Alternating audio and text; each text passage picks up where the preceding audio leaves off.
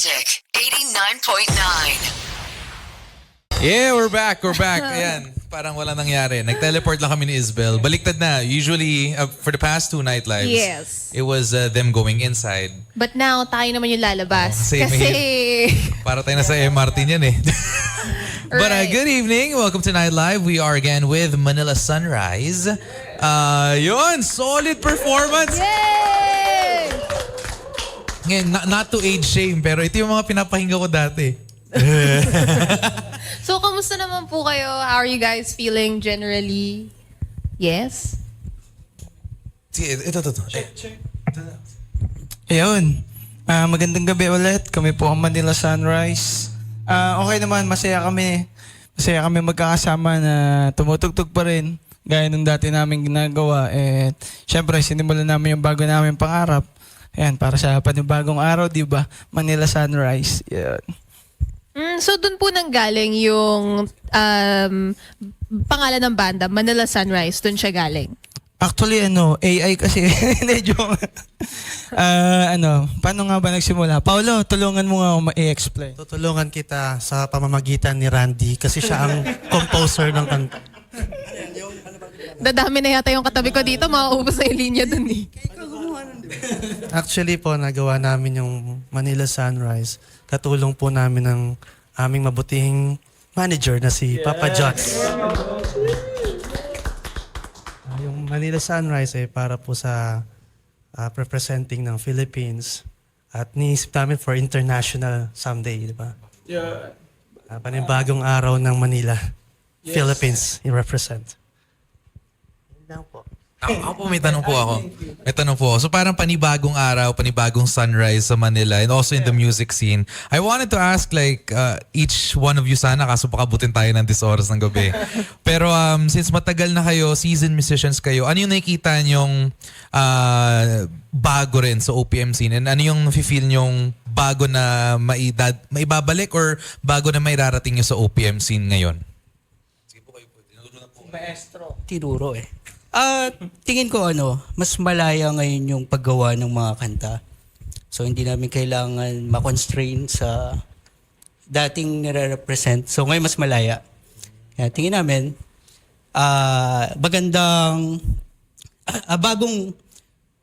bagong, tulungan mo ko, Bench. Bagong araw. Hindi,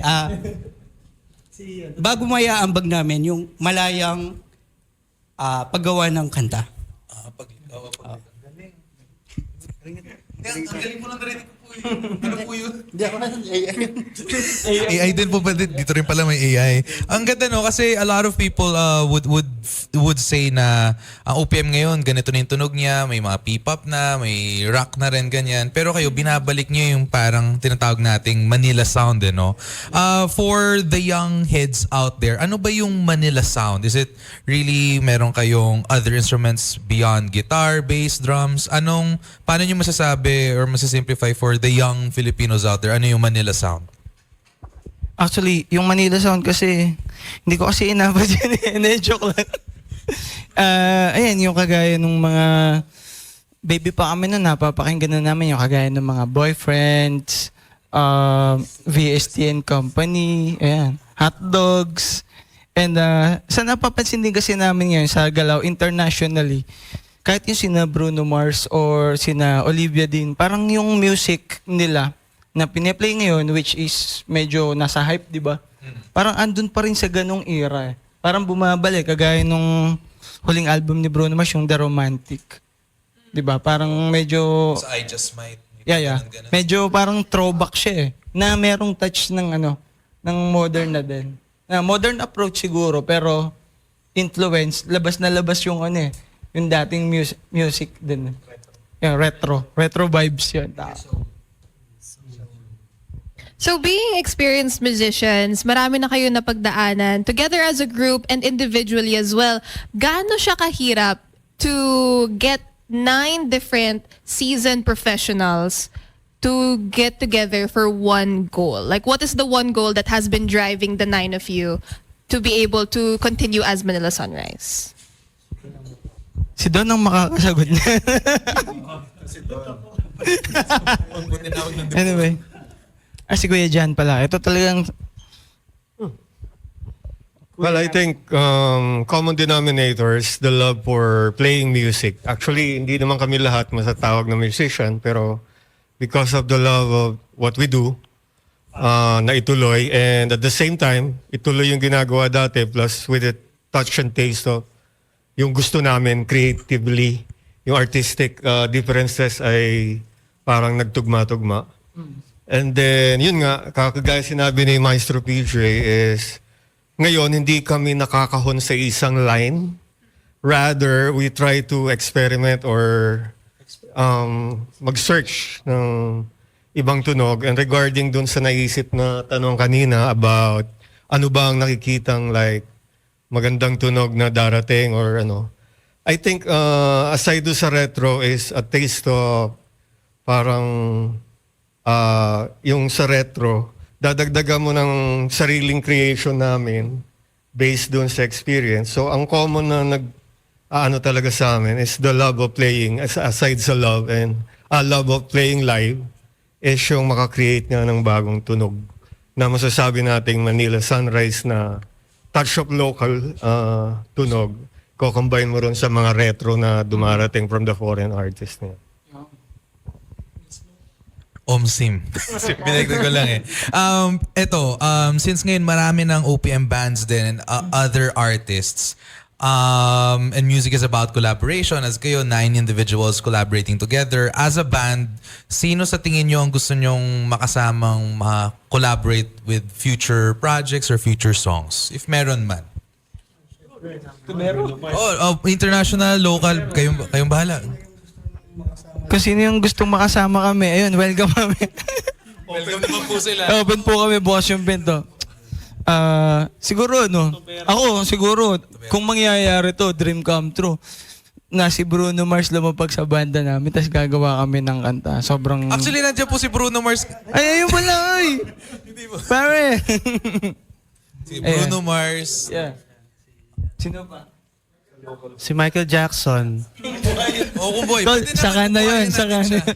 Gagawa natin ng paraan. At si Freddie Mercury din, gagawa natin ng paraan. Elvis Rico J. Puno din, kasama si JC Mendiola. Pero pag local naman, Local. Sa local, ang dami kasi, ang daming magagaling na Filipino musicians sila. Pero gusto ko talagang makakolab namin yung Tubero eh. gusto ko agad sila mag-guest dito sa nightlife eh. Kaso hindi ko lang tatagin Boy, yung Tanya Marcova, isa rin yun, di ba? Okay, Tanya Marcova. Para may member eh. Ayun. Willing kayo mag-makeup din pagkasama Tanya Marcova. Hindi, basta magpapakulot sila, magme-makeup din ako. Yan ang collaboration na hinahanap natin. Okay. Makeover pa. Meron akong for fun question. Since Manila Sunrise kayo, nang aim nyo yung music nyo ay magsisilbing sunrise, di ba? For a lot of the Filipinos. Kayo as a group, sino yung sun sa group ninyo pag lahat kayo nagmumukmok or feeling down at nagsisilbing sunrise sa isa't isa? Si January Sanjang. Hindi, joke lang. Sa amin, sa pangkalahatan, sobrang rin kasi namin. Sobrang close namin kasi sa isa't isa. Pero isang nalapit na namin yung manager namin si Papa Jots. Ayan, si Sir Jotay. Kasi pag medyo lumalabo na, nagiging cloudy na yung mga isip namin. May message or tatawag. Ngayon, pagkatapos ng usap, okay na eh. Okay na ulit eh. Parang nabubura rin yung mga problema. Ayan. Although wala naman talagang malalang problema yun. Nabubura lang yung kahapon. Tama. Nalilimutan. Bilang po bago yung banda, and the songs na you guys have played, wala pa siya. Hindi pa siya mahanap on Spotify, anywhere. When can we find your songs online? Kailan nyo siya i-release fully for listeners to be able to stream the music also? Ngayon. Hindi. Actually, malapit na. Dito ba? Sa Magic. Bale, abangan nyo na lang sa social media pages namin yung announcement na para mapakinggan nyo na yung mga original songs namin and may sama sa playlist nyo. Ayan, sa lahat ng digital platforms. Dito rin pala kami magwo-world premiere. Ayan. That's the plan. Yon, Sarge, thank you. Yes. Oh, yeah. Okay. Mapaplay natin din. Oo, play aabangan na po Actually, namin. mamaya- Nasa akin na nga po pala yung mga makanta. Oh. Gino-joke mo kami, tinanong mo ba yun? Joke lang. Ito. Game. Kami naman po ang magtatanong sa inyo. Ay, balik Uy, bago to. Ano po ang nagustuhan ninyo sa 5 songs namin na na-present? Na-intriga ako doon sa 459 na song kasi ngayon na nagtatrabaho na ako. Ramdam mo na ba? Ramdam ko na siyang gusto ko na rin makauwi bago mag-5 kasi yung show namin nag-start ng 6. Ako title-wise yung 459. Kasi sabi ko, bakit siya 459? Tapos nung bago mag-alasin ko, okay. Ang taba ng utak ninyo.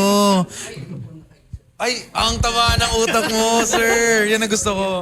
Tapos, pero sound-wise, yung pangatlo, yun yung, kasi I really like, may pag-bands beyond the strings, laging may horns, ganon. So, ang sarap niya sa tenga. Para akong nagmumuni-muni. Hindi ko iba sasabihin ko dapat eh. Ganon. Ako lang yun, sige. But yeah, so since wala pa yung it can't be streamed online yet, soon, for those who want to listen to Manila Sunrise, you can watch the replay of Nightlife that it will be uploaded up on our YouTube channel. That is at Magic 899 TV. But before we go, meron pa kayong gusto i-promote, gigs, upcoming gigs, pages, everything. Ayun, ulitin ko na lang kahit sinabi ko na kanina. Follow nyo kami sa lahat ng social media accounts namin. Ayan, meron kaming Facebook, Instagram, X, and ano pa ba? TikTok. Ayan, mga mahiling mag-TikTok dyan. Eh sana patugtugin nyo rin yung mga yung mga kanta namin doon soon. And pwede mag-shoutout. Yes! Ayan, binabati ko yung family ko from Cavite. Si Mahal, si Arabel, nasa Taguig. And Boss Oli and si Richard. Ayan. Hello po. Kayo po. Binabati ko yung mga crew namin na si Papi Ray, si Gary, ang Sunshine crew namin. At ang manager, si Papa Jots. At syempre, ang aming engineer, sound engineer, Ricky Tech. Sound engineer yan. Yeah. Kayo po. Tsaka Obando po. Thank you. Ikaw, Obando. Okay na daw po sila. Kayo po, may shoutout din po. Binabati ko yung mga lahat na nakakilala sa akin. Yan lang. At sana yung iba, yung bang hindi ka kilala, batiin ka rin. Ingat din sila. Ayan. Maraming salamat sa Magic, tsaka sa mga kapamilya ko sa Cavite. Hello. Yun lang. Salamat.